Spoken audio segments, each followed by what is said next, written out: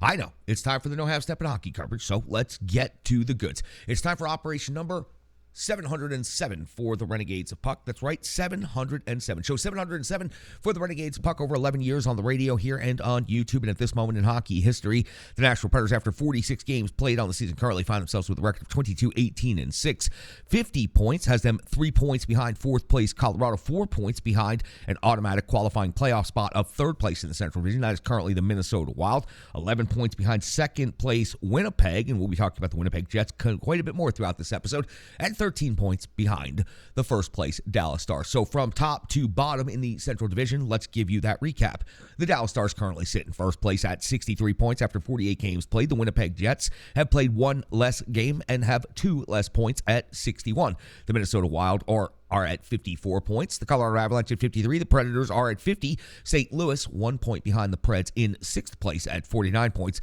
And then trailing the division is the Arizona Coyotes and the Blackhawks, of course, 33 and 32 points, respectively. For the Nashville Predators, their home record is 12-7-3. They've scored 129 goals. They've given up 136. Their goal differential is -7. Now, I mentioned Winnipeg. Critical. That's the Nashville Predators' next opponent, and they are coming to Bridgestone Arena. So let's go back and talk about the second place in the Central Division, Winnipeg Jets, a little bit. Their record on the season after 47 games played is 30. They have 30 victories. The only team in the Central Division with 30 victories at this point in the year. 16 losses, 1 overtime loss, 61 points overall on the road, 13-10-1. That's where their next game will take place at Bridgestone Arena.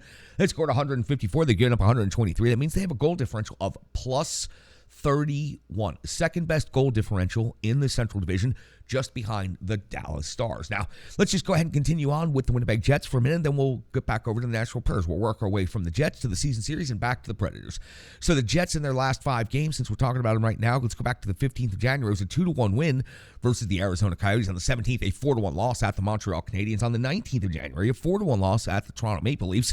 A 5-1 win at Ottawa, and they will have the next game on that road trip Sunday night in Philadelphia before coming to Nashville on Tuesday to take on the Nashville Predators. Now, it's going to be the second out of 4 meetings between these Central Division rivals, and how we expected after 2017 and 2018 how these two teams would be at the top of the Central Division. Winnipeg is still near the tops of the division, but they've also had their struggles in recent years. It didn't work out the way we thought it would between Nashville and Winnipeg.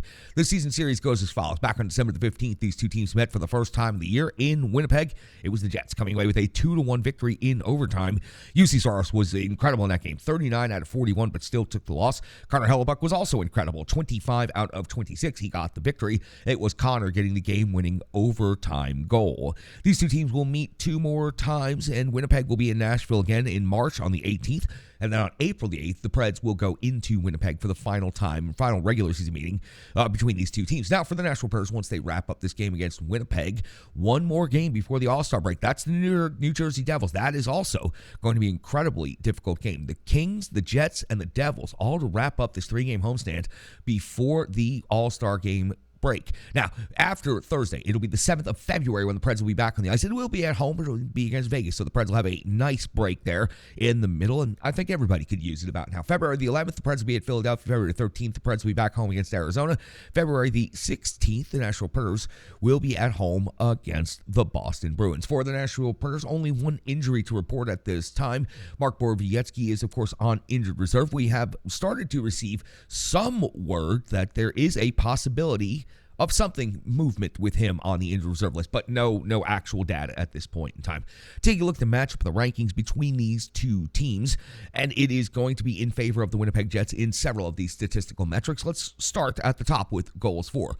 The Jets generating 3.28 goals per game. That's 11th best in the NHL, while the Nashville Predators are generating 2.76 goals per game. That's 27th in the NHL. Now, look, 2.76 is far from where they bottomed out at 2.42, but 2.76 is still not a great number. In goals against, the Winnipeg Jets, a very impressive defensive team, 3rd best in the NHL in goals against, 2.62. A lot of that has to do, of course, with Connor Hellebuck. The Nashville Predators, 13th in the NHL in goals against, 2.93. In shots for category, the Preds are at 19 in the league. They're generating 31 on net per game, while the Winnipeg Jets are only generating 29.9 shots per game. That is 22nd in the NHL, but I expect that we'll see an uptick against the Nashville Predators, who give up 34.4 shots against, and that is right near the bottom of the NHL, 29th overall. While the Winnipeg Jets give up 30.7 per game, that is 12th in the NHL.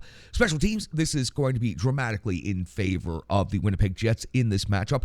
Their power play is rated 9th in the NHL, converting 24.7%. That is impressive. 36 out of 146 is the raw data. The Nashville Predators power play, while successful for one brief moment against the LA Kings, overall in the season it has been abysmal. 16.5% is the conversion rate, 28th overall in the NHL. 25 out of 152 power play opportunities. Now on the penalty kill, the Nashville Predators are 14th overall in the NHL. They've given up 33 power play goals against. Their penalty kill rate is 79.9%. The Winnipeg Jets dramatically better at second overall in the league. They've only given up 20 power play goals on the season. That is an impressive number. Their kill rate, 84.9%. Now, listen, when it comes to NHL clubs, every one of these teams has incredibly high-skilled individual players and scorers, and that's exactly why we go over the individual scoring leaders, and we usually go through the top 5 and give you the goaltenders' numbers. Let's start with the visiting team, the Winnipeg Jets, and then we'll move over to the Nashville Predators side of the ledger. Connor leads this team not only in goals with 23, but in total points with 56. That means he has 33 assists to add to that, and he had the game-winning overtime goal in the first meeting against the Nashville Predators this season. Morrissey, 8 goals, 43 assists, leads the Jets in total assists. 51 points, puts him second on the team in scoring. Dubois, 20 and 29 for 49. Scheifele, 28 goals on the season, just highly impressive. He leads the Winnipeg Jets in total goals, 15 assists, 43 points overall, and Scheifele usually has very good games against the Nashville Predators. Wheeler is 12 and 21 for 33 points on the season. And in net, Connor Hellebuck, who we all know very well in Nashville. We have followed his entire career here in the Central Division. A record of 23, 12, and 1, a 9.24 save percentage, a 2.39 goals against average. This is going to be an incredible goaltending matchup. The first one was an incredible goaltending matchup, and I'm very much looking forward to this one. Let's talk about UC Saros, and then we'll talk about the Preds skaters, because we just talked about Hellebuck and his significant numbers. Saros on the season, 17, 13, and 5, a 9.19 save percentage, a 2.75 goals against average. Again, I expect this to be a 5-star goaltending matchup. You add some little bit of Central Division rivalry and heat to it. I'm anticipating a very, very good game at Bridgestone Arena on Tuesday night. Philip Forsberg leads the Nashville Predators in total scoring, 18 goals, 21 assists for 39 points. Those 18 goals are first overall on the team. Now, Roman Josi, the captain, has tied Philip Forsberg in total points with 39, 12 goals and 27 assists now.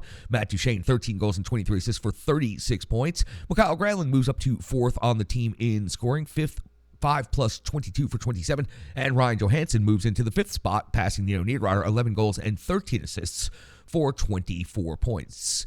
That gets you all set up for the Nashville Predators and the Winnipeg Jets, expecting a 5-star goaltending matchup, expecting some good Central Division rivalry heat, and expecting a team in the Nashville Predators who are scrapping for their second half life right now to really put up a strong performance on home ice. They have to do that over these last 2 games going into the All-Star break. They have to build some momentum. They have to build some confidence.